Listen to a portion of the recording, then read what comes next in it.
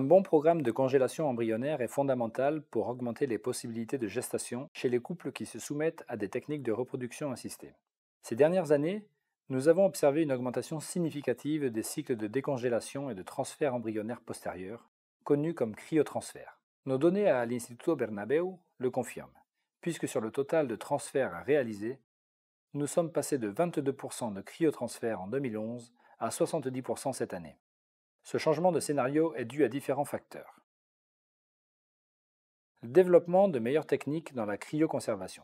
Fondamentalement, l'introduction de la vitrification qui nous permet d'obtenir des pourcentages de survie embryonnaire proches de 100% après la décongélation.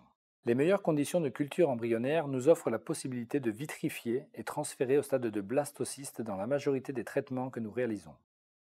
Le transfert sous forme de blastocyste fait que le pourcentage d'implantation et de grossesse clinique augmente, puisqu'il offre une meilleure synchronisation avec l'endomètre, une diminution de la contractilité utérine et une meilleure sélection embryonnaire. Cela a rendu possible le transfert d'un embryon unique en évitant la grossesse multiple.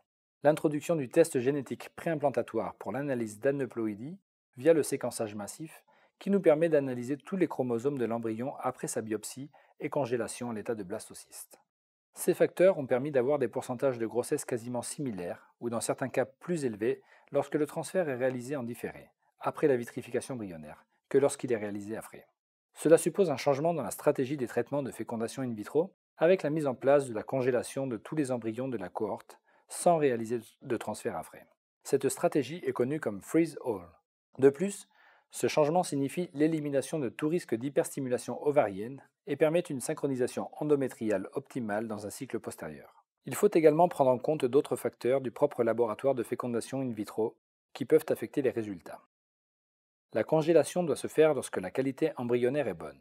Si ce n'est pas le cas, nous créerons de fausses attentes chez les couples qui nous font confiance, puisque ces embryons ne survivront pas à la décongélation et par conséquent ne donneront pas lieu à une grossesse.